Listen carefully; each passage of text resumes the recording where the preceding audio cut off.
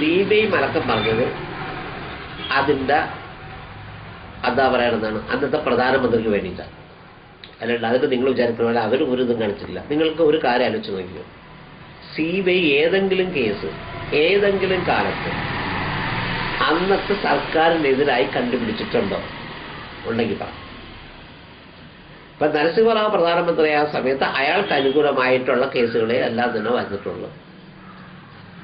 മറിച്ച് നിങ്ങൾക്കറിയാം, നരസിംഹറാവിൻ്റെ പിന്നെ മുമ്പ് നിങ്ങൾക്കറിയാം നമ്മുടെ ഇങ്ങോര് വി പി സിംഗ് കോൺഗ്രസിനെതിരായിട്ട് പ്രസ്താവന ഇറങ്ങിയപ്പോൾ അങ്ങോരെ പറ്റി ഒരുപാട് കേസുകൾ ഈ CBI അന്വേഷിച്ചു. ഏതോ ഒരു ദ്വീപില കേസ് അങ്ങനെ എന്തോ അവിടെ നിന്ന് അയാൾക്ക് കാശ് കിട്ടിയെന്നും പറഞ്ഞവരയച്ച് അതിനൊരു തെളിവൊക്കെ അവിടെ ഉണ്ടാക്കാൻ നോക്കി. പക്ഷെ അങ്ങോട്ട് പ്രധാനമന്ത്രി കഴിഞ്ഞാൽ അതെല്ലാം വിഴുങ്ങി വരും, അതെല്ലാം തെറ്റാണെന്ന് ബോധ്യപ്പെട്ടു. അങ്ങനെ ഏത് സമയം തൊഴിലാളിയായാലും പറഞ്ഞു എന്തായാലും പറയണ കൂട്ടില തത്തയാണ്. ഏതായാലും സർക്കാരിന്റെ കാലത്ത് സുപ്രീം കോടതി പറഞ്ഞത് കൂട്ടില തത്തയാണ്. ആ തത്ത അവളെ കൊണ്ട് പൂച്ച എന്ന് പറയാൻ പറ്റും, തത്തമ്മ പൂച്ച എന്ന് പറഞ്ഞു. അത്രേ ഉള്ളൂ. അല്ലെങ്കിൽ നിങ്ങൾ വിചാരിക്കണ പോലെ അവിടെ CBI അന്വേഷണം നടത്തിയില്ല, ഒന്നും ചെയ്തില്ല. അവരാകെ ചെയ്ത കാര്യം വെച്ചാൽ ഇത് ഞാൻ അന്ന് സാക്ഷിയാണല്ല.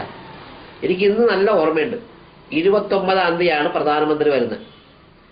29-ാം തീയതിക്ക് ഞാൻ മറക്കാത്തൊരു കാര്യം, നമ്പി നാരായണനെ ഞാനന്ന് ഇന്റർവ്യൂ ചെയ്ത ദിവസവും കൂടിയാണ്. കാരണം ആദ്യമായിട്ട് നമ്പി നാരായണനെ അറസ്റ്റ് ചെയ്ത് ആ ദിവസമായിട്ട് അറസ്റ്റ് ചെയ്തിട്ട് അയാളെ പിടിച്ചുകൊണ്ടുവന്നു. അങ്ങനെ പിടിച്ചിട്ടുണ്ട് പോലീസുകാർ കൊണ്ടുവന്ന സമയത്ത് അങ്ങോട്ട് ചോദ്യം ചെയ്ത് ആ ദിവസമാണ് ഈ പറഞ്ഞ ഞാൻ അറിഞ്ഞത് ഇന്നൊരു ഈ പറഞ്ഞ പോലെ നരസിംഹറാവു എത്തിയത്. അപ്പം തന്നെ എനിക്ക് പെട്ടെന്നൊരു ഇതാണ് ഉണ്ടായത്. അതിനുശേഷം അദ്ദേഹം 36 മണിക്കൂറോടെ നിന്നു. ഒരു പണി അങ്ങർക്കില്ല. എന്തിനാ വന്നത്? അതിനുശേഷം എനിക്കറിയാവുന്നൊരു കാര്യം ഇതാണ്, CB മാത്യുവിനെ കൊണ്ട് ആ സാധനം സറണ്ടർ ചെയ്യിച്ച് CBIക്ക് ഹാൻഡ് ഓവർ ചെയ്യാൻ വേണ്ടി മധുസൂദൻ, അന്നത്തെ DGP എനിക്കറിയാം, മധുസൂദനാണ് അദ്ദേഹത്തിനോട് പറഞ്ഞത്, സെബി നീ എന്തിനു ഇത് കൊണ്ട് നടക്കണമെന്ന് പറഞ്ഞു, നീ അത് പറ്റൂല, അത് എഴുതി തരാൻ പറഞ്ഞു. അപ്പം CB മാത്യു സാർ എന്നോട് പറഞ്ഞതെന്ന് വെച്ചാൽ, വിശമനെ എനിക്ക് ഈ പറഞ്ഞ എന്താണ് നമ്മുടെ രമൺ ശ്രീവാസ്തവൻ അറസ്റ്റ് ചെയ്യാൻ വേണ്ടി ഞാൻ കടന്നത് ചെയ്തത് എനിക്ക് വലിയ വിഷമമുണ്ടാക്കിയ കേസാണ്. കാരണം രമൺ ശ്രീവാസ്തവൻ എന്നോട് എന്താണ് CB നീ എൻ്റെ പുറകെ നടക്കണം എന്നെല്ലാം ചോദിച്ചായിട്ട് എനിക്ക് അദ്ദേഹം എന്നോട് പറഞ്ഞു. അപ്പം അതുകൊണ്ട് ഞാൻ കൈ ഒഴിഞ്ഞു കൊടുത്തതാണ് അത്. പക്ഷേ ഈ പറഞ്ഞ മധുസൂദനൻ അങ്ങനെ വിളിച്ചതിന് ശേഷം അത് അങ്ങനെ കൊടുത്തത് എങ്ങനെ? ആ സമയത്ത് ഈ പറഞ്ഞ നരസിംഹറാവു ഉണ്ട്. കാര്യം ആ സമയത്താണ് ഈ പറഞ്ഞ നമ്പി ഈ പറഞ്ഞ ആൾക്കാർ ചന്ദ്രശേഖറും ശശികുമാറും എല്ലാം തന്നെ നമ്പി ഈ നരസിംഹറാവുവിൻ്റെ മകൻ പ്രഭാകര റാവുവിൻ്റെ ഇതിനെ സംബന്ധിച്ച് ഞങ്ങളോട് പറയണത്. പ്രഭാകര റാവുവിൻ്റെ മകൻ ഇതേപോലെയുള്ള നരസിംഹറാവു പ്രഭാകര റാവു, ആ പ്രഭാകര റാവു ആണ് ഇതിൽ ഇടപെട്ടിട്ടുണ്ട് എന്നിവർ പറയുകയും. അപ്പം ഞങ്ങൾ ഞങ്ങൾ IB അന്ന് ചെയ്യണം വെച്ചാൽ അന്നെന്നുള്ളതിൻ്റെ ഷോർട്ട് ഇത് അന്ന് ഡൽഹിക്ക് അയക്കും. അപ്പം ഇങ്ങോട്ട് ഇത് കണ്ടപ്പോൾ ഞങ്ങളുടെ ഡയറക്ടർ ഇന്റലിജൻസ് ബ്യൂറോ ഇത് കണ്ടപ്പോൾ അയാൾ നേരെ കൊണ്ടുവന്ന് പ്രധാനമന്ത്രി കൊടുത്തു. പ്രധാനമന്ത്രി ഞെട്ടി. സത്യം പറഞ്ഞാൽ അദ്ദേഹം ചെയ്തത് ശരിയായിരുന്നില്ലെന്നാണ് എൻ്റെ അഭിപ്രായം. കാര്യം എന്താണെന്ന് വെച്ചാൽ അത് വെറുതെ ഒരു മൊഴിയാണ്. അതിനെ സംബന്ധിച്ച് നമ്മൾ അവിടെയൊക്കെ പോയി അന്വേഷിച്ചാൽ അത് തെളിയുള്ളൂ. പക്ഷേ അത് കേട്ടതോടുകൂടി പിറ്റേ ദിവസം എല്ലാ പരിപാടിയും ക്യാൻസൽ ചെയ്ത് പ്രധാനമന്ത്രി വന്നു എന്ന് അറിയുമ്പോൾ തന്നെ നിങ്ങൾ അതിൻ്റെ കാര്യം മനസ്സിലാക്കുക. അന്നത്തെ CBI ഡയറക്ടർ വിജയരാമറാവു ആണ്. വിജയരാമറാവു നരസിംഹറാവു കയറിയ ഉടനെ തന്നെ അയാളുടെ കാലാവധി തീർന്നതാണ്. പക്ഷെ പിന്നീട് അയാൾക്ക് നീട്ടി കൊടുത്ത് നരസിംഹറാവുവിൻ്റെ എല്ലാ കാലം മുഴുവനും തന്നെ അയാളായിരുന്നു ഡയറക്ടർ. അപ്പം ആ മനുഷ്യൻ ഇടപെട്ടാണ് ആ കേസ് അട്ടിമറിച്ചത്. അതിൻ്റെ ഒരു തെളിവെന്ന് പറഞ്ഞാൽ ഞങ്ങളുടെ ഒരു ജോയിന്റ് ഡയറക്ടർ MK സാറുണ്ടായിരുന്നു. MK സാറിൻ്റെ ഒരു പുസ്തകമുണ്ട്. അതിൽ വെച്ച് അദ്ദേഹം ഇതിനെപ്പറ്റി പറയുന്നുണ്ട്. ഇവർ ഈ കേസ് CBIക്ക് ഹാൻഡ് ഓവർ ചെയ്തപ്പോൾ ഇവർ രണ്ടുപേരും കൂടി BSFൻ്റെ ഒരു ഫ്ലൈറ്റിലാണ് വന്നത്. പക്ഷേ ഇടയ്ക്ക് വെച്ചിട്ട് ഈ ഫ്ലൈറ്റ് ബാംഗ്ലൂർക്ക് ഡയറക്റ്റ് ചെയ്തു. അവിടെ ഇറങ്ങി.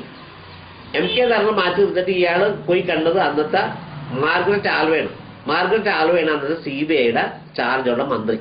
ദാറ്റ് ഈസ് ഈ പറഞ്ഞ പേഴ്സണൽ ഗ്രീവൻസസ് ആൻഡ് പബ്ലിക് ഇതിനെ സംബന്ധിച്ചിട്ടുള്ള ആ മന്ത്രിയാണ് അവർ. അപ്പം നമ്പി ഇയാൾ പറയുന്നതെന്ന് വെച്ചാൽ എന്നോട് MK സാറ് പറയുന്നത് വെച്ചാൽ അങ്ങോട്ട് അവിടെ നിന്ന് മാർഗരറ്റ് ആൽവയെ തിരിച്ചു വന്നപ്പോൾ ഹീസ് എ ഡിഫറെൻറ്റ് മാൻ. അയാൾ ഇങ്ങോട്ട് സംസാരിക്കുന്നില്ല, ഒന്നുമില്ല. ഈ മനുഷ്യൻ തിരിച്ചു വന്നിട്ട് പിന്നെ അങ്ങനെ ആകെ പോയത് ഇവിടെയാണ്. നമ്മുടെ എന്താണ് ISRO ഓഫീസിൽ പോയിട്ട് അവരെ വിളിച്ച ആൾ ഇത് പറയുന്നുണ്ടെങ്കിൽ ഇത് മാറ്റാനുള്ള ശ്രമം നടത്താൻ വേണ്ടി റെക്കോർഡ് മാറ്റുകയാണ് ചെയ്തത്. അതിന് കാര്യം ക്ലിയറാണ്. ദാറ്റ് ഇസ് മാർഗരറ്റ് ആൽവ നഖന സുമനാഥന്റെ കാര്യം നേരിട്ട് പന്നൂർ പറഞ്ഞാണില്ല. പക്ഷെ മാർഗരറ്റ് ആൽവ പറഞ്ഞിട്ട് അന്നാണ് ഡയറക്ഷൻ മാറിയത്. അതിന്റെ തെളിവ് നിങ്ങൾ ഈ പറഞ്ഞ പോലെ കേരള നിയമവേദി കൊടുത്ത ഒരു കേസിന്റെ ഒബ്സർവേഷനിൽ അന്നത്തെ ജഡ്ജിമാരായിട്ടുള്ള ജസ്റ്റിസ് ശ്രീധരനും അത് പറഞ്ഞിട്ടുണ്ട്. അത് വായിച്ചത് നിങ്ങൾക്കറിയാം. കാരണം അതിനകത്ത് ഞങ്ങൾ CBI ഞങ്ങളുടെ ഇന്റലിജൻസ് ബ്യൂറോ അന്ന് എടുത്ത വീഡിയോയും കൂടി കണ്ടതിന് ശേഷമാണ് അദ്ദേഹം പറഞ്ഞത്. കാരണം CBIക്കാർ അവരെ ഡയറക്ഷൻ മാറ്റി എന്ന്. അങ്ങനെ CBI അപ്പം അത് മാറ്റത് ആർക്ക് വേണ്ടിയിട്ടാണ്? ഈ പറഞ്ഞ നമ്പിനാരായണന് വേണ്ടിയിട്ടൊന്നുമല്ല, പ്രഭാകര റാവുവിന് വേണ്ടിയിട്ടാണ്. അതാണ് അതിന് ശരിയായ കാര്യം. പിന്നെ കരുണാകരനെ സംബന്ധിച്ചിടത്തോളം കാര്യം, കരുണാകരൻ അതിനകത്ത് ഈ പറഞ്ഞ ഈ നമ്മുടെ രമണ ശ്രീവാസ്തവ ഞങ്ങൾ അറസ്റ്റ് ചെയ്യാൻ തുടങ്ങിയിട്ട് ആഴ്ച 1 കഴിഞ്ഞ്. കാരണം ആദ്യകാലത്ത് തന്നെ ചന്ദ്രശേഖരനും മറിയം റഷീദയും ശശികുമാരനും ഇയാളുടെ റോള്, രമണ ശ്രീവാസ്തവയുടെ റോള്, രമണ ശ്രീവാസ്തവ അതിന് വേണ്ട കാര്യങ്ങൾ, അയാൾ ഈ റഷ്യക്ക് വേണ്ടി സാധനങ്ങൾ എയർപോർട്ടിൽ കൊണ്ടുവന്ന് കടത്തിയതിനെ സംബന്ധിച്ചും മറ്റും എല്ലാം തന്നെ വിശദമായി തന്നപ്പോൾ അദ്ദേഹത്തിന് അറസ്റ്റ് ചെയ്ത് അന്വേഷിക്കണമെന്ന് ഞങ്ങൾ ആവശ്യപ്പെട്ടതാ. അപ്പൊ സിവി മാത്യു പറഞ്ഞിട്ട് കേരള ഗവൺമെന്റ് സമ്മതിച്ചില്ല. അതിനെ തുടർന്ന് നമ്മുടെ കരുണാകരന് കരുണാകരന് വേണ്ടപ്പെട്ട ഒരു കക്ഷിയാണ് നരസിംഹ ഈ പറഞ്ഞ നമ്മുടെ രമണ ശ്രീവാസ്തവ.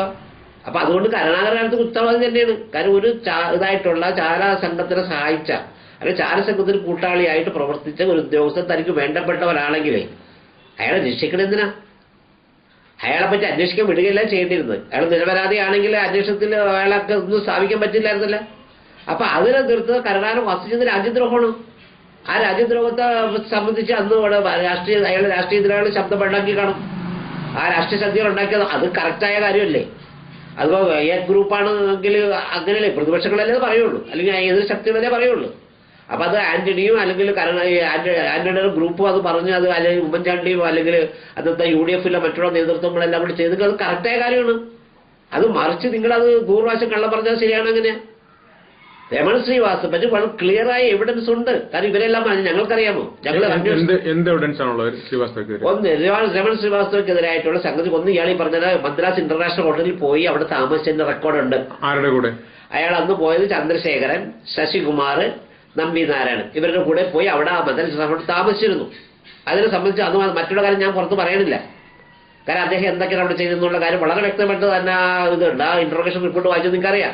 ആരുടെ ഇന്റർവേഷൻ റിപ്പോർട്ടാണ്? 3 പേരും ഇന്റർവേഷൻ റിപ്പോർട്ടിലുണ്ട്.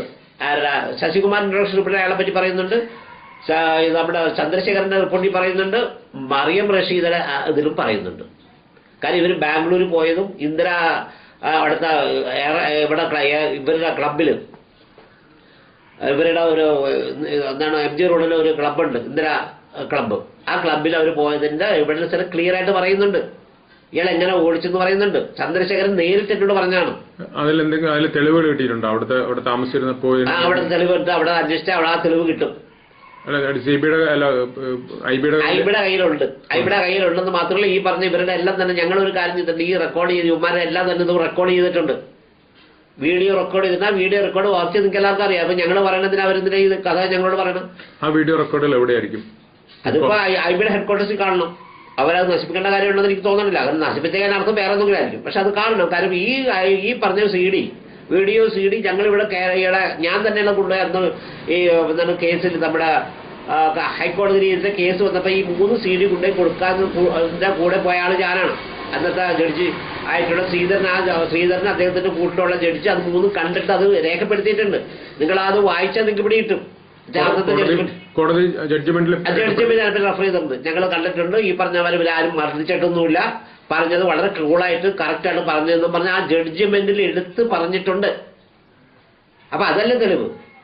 പിന്നെ ഈ കഥ ആൾക്കാർ പറഞ്ഞതിനാ. പിന്നെ മറ്റൊരു കാര്യമുള്ളത്, രമണ ശ്രീവാസ്തവ അന്ന് കള്ളായിട്ട് 1-2 അതിന്റെ അഫിഡവിറ്റ് ഇതായാലും കൊടുത്തിട്ടുണ്ട്. അങ്ങനെ അയാളുടെ അങ്ങൊരു അന്ന് 24-ാം തീയതി അങ്ങൊരു പോലീസ് വയർലെസ്സിൽ അയാളുടെ മെസ്സേജ് അയച്ചു. പക്ഷെ പോലീസ് വയർലെസ് മെസ്സേജ് ആകെ കിട്ടിയിട്ടുള്ളത് അന്നത്തെ കമ്മീഷണറുടെ ഓഫീസിൽ മാത്രമാണ്. ബാക്കിയുള്ള സ്ഥലത്തൊന്നും ആ റെക്കോർഡ് വന്നിട്ടില്ല. അതിന്റെ അർത്ഥം എന്താണ്? ബാക്കിയെല്ലാം തന്നെ കള്ളത്തരമായിരുന്നത്. ആ കമ്മീഷണർ ഓഫീസിൽ അന്നുണ്ടാക്കിയ റെക്കോർഡ് കള്ളത്തരമായിരുന്നു. കാര്യം നിങ്ങൾ ഒരു ഇത് കൊണ്ടു നടന്നാലും പോലീസ് വയർലെസ് കൊണ്ട് നടന്നാൽ അത് ഒരു ഹെഡ്ക്വാർട്ടേഴ്സിൽ നിന്നും പറഞ്ഞു കഴിഞ്ഞാൽ അത് എല്ലാ ആൾക്കാർക്കും ഒരേ സമയം തന്നെ കേൾക്കാം. ഇത് ബാക്കിയുള്ള സ്ഥലത്ത് ആരും കിട്ടിയില്ല, ഇത് മാത്രം കിട്ടിയെന്ന് പറയുന്നത് എന്താണ്? അത് ഈ പറഞ്ഞ പോലെ CBI നടത്തിയ ഒരു കള്ളക്കളിയുടെ ഇതിനെ രക്ഷിക്കാൻ വേണ്ടുന്ന ഒരു കള്ളക്കളിയാണ്.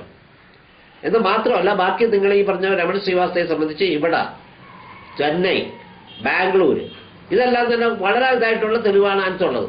എന്ത് തെളിവാണല്ലോ ഈ പറഞ്ഞ മറ്റു സ്ഥലങ്ങളിൽ? മറ്റു സ്ഥലങ്ങളിൽ ഞാൻ ഈ പറഞ്ഞില്ല, ഇയാൾ അവിടെ അന്ന് പോയ സംഗതിയും അയാൾ ആൾക്കാരെ കണ്ടതും ഈ പറഞ്ഞ മറിയം റഷീദയും ഈ പറഞ്ഞ സംഗതി ഇയാളും ഫൗസി ഹസനും ഈ ബാൾഡിൻ സ്കൂളിൽ അവരെ പോയതായിട്ട് പറയുന്നുണ്ട്. ഇപ്പൊ ബാൾഡിൻ സ്കൂളിൽ പോയി കഴിഞ്ഞാൽ അവിടുത്തെ ടീച്ചർ പറഞ്ഞു ഈ 3 പേരും അയാളെ കൊണ്ടുവന്ന് ആക്കിയ കാര്യം അത് വളരെ വ്യക്തമായിട്ട് പറയുന്നുണ്ട്. അതുപോലെ ചന്ദ്രശേഖരനും പറയുന്നുണ്ട്. ഈ 3 പേരും ഒന്നിച്ച് പറയുന്നതിനാ ഞങ്ങൾ തല്ലി പറയിപ്പിച്ചാണ്. അത് ഈ പറഞ്ഞു വേറെ എത്രയോ IPS ഉദ്യോഗസ്ഥന്മാരുണ്ട്, രമൺ ശ്രീവാസ്തവ മാത്രം ഞങ്ങൾ പറയുന്നതിന് ഞങ്ങൾക്ക് ചെയ്യണമെങ്കിൽ വേറെ എന്തെല്ലാം IPS ഉദ്യോഗസ്ഥന്മാരുണ്ട്, അവരെ പറ്റിയൊക്കെ പറയേണ്ട കാര്യമില്ല. അപ്പൊ അതുകൊണ്ട് ഈ പറഞ്ഞ ഞാൻ ഈ പറഞ്ഞ എറണാകുളത്ത് നിന്ന് വന്ന ആള്, ബാക്കി കുറെ ആൾക്കാർ വേറെ പല സ്ഥലത്തും വന്നവരാ. പിന്നെ ഡൽഹിയിൽ നിന്ന് കുറെ ആൾക്കാർ വന്നിട്ടുണ്ട്. അവർ